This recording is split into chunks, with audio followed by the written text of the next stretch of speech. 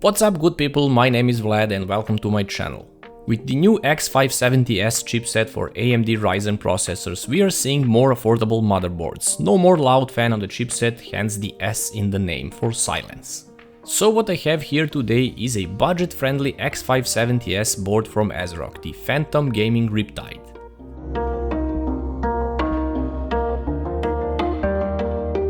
So why would you go with X570S and not B550 board?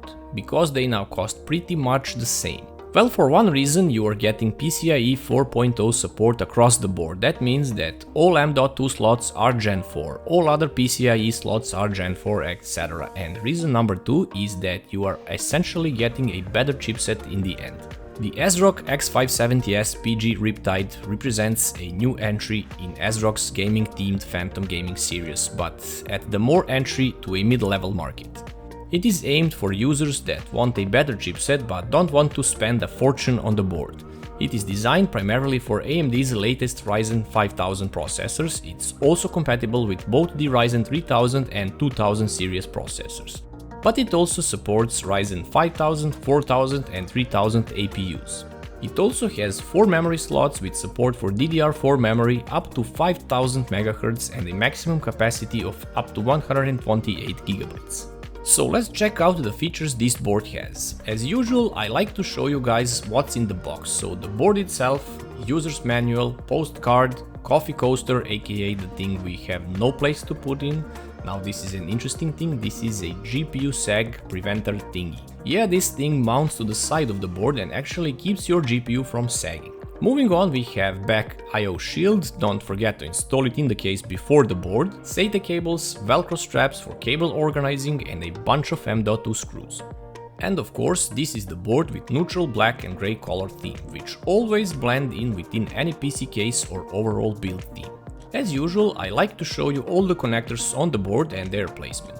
So on the top we have 8+4 EPS connectors for the CPU power, 10-phase Dr. Moss power design by the way, it will handle even 16-core CPUs, but do not expect to overclock it. Looking at the power delivery on the X570S PG Riptide, ASRock is advertising a 10-phase design. The power delivery is controlled by a UPI UP9595S PWM controller operating in a 4+2 configuration. ASRock includes 8 Vishay SiC 65450A power stages with dual UPI UP1911R smart PWM doublers for the CPU section, making it a doubled 4-phase design from a technical standpoint. On the SoC section, ASRock is using 2 independently operated Vishay SiC 65450A power stages. It's not as over-engineered as some power deliveries, but at this price point, it's more than enough to run Ryzen 5000 series CPUs even with 16 cores. Moving further, we have 2 PWM fan headers and 2 RGB headers. One is a 5V addressable one and the other is a standard 12V one. There are 4 DIMM slots here supporting DDR4 memory up to 5000 MHz and a total amount of 128 GB. Of course, here is the AM4 CPU socket with an already mentioned list of the CPUs that this board supports. On the right side of the board from top to bottom there is a 24-pin power connector, front USB Type-C connector, front USB 3.0 connector, 1 more PWM fan header, 6 SATA ports and a little button for BIOS resetting.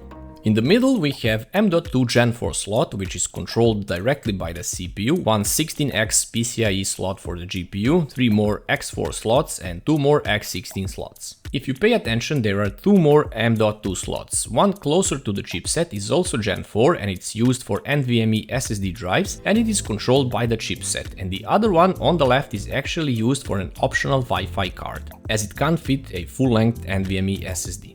On the bottom of the board we have HD audio connector, 12V and 5V RGB headers, 1 PWM fan header, 2 USB 2.0 connectors, 1 more PWM fan header, front panel connector and once again USB 3.0 front panel connector.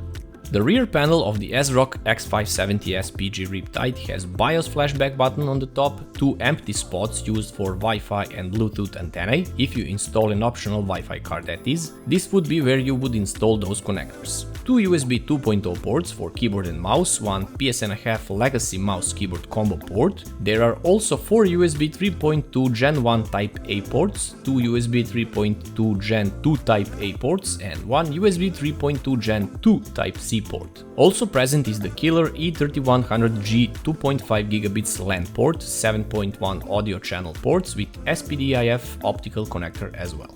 So coming with killer E3100G LAN, I don't know why ASRock used a Realtek ALC897 audio codec, which is aging nowadays, but it's still entirely acceptable for an entry-level motherboard. Just did not expect to see it on an X570 board. In my opinion, they could have used a more recent audio codec and a regular LAN card to have that balance of things, but after all, this is a phantom gaming lineup. Of course, ASRock used Japanese gold Nichicon audio capacitors, and there is also a small line of separation between the audio PCB and the rest of the board for the better EMI shielding. The BIOS is a traditional ASRock. All options are unlocked, XMP profiles are supported of course, resize bar as well as curve optimizer for Ryzen 5000 series CPUs. I like the option that you can control the fans directly through the BIOS and not depend on any software at all. Speaking of, there is a standard A tuning from ASRock which can be used for monitoring various temperatures on the board itself, and you can also change fan settings in the app. It also has killer LAN control, which can be quite useful if you're a gamer, as it will prioritize gaming traffic and potentially speed up your connection. Also present is Nahimic audio utility, which has some cool voice features both for the speakers and the microphone. So take a look how it performs in various tests and how it holds against other X570 and B550 boards from ASRock.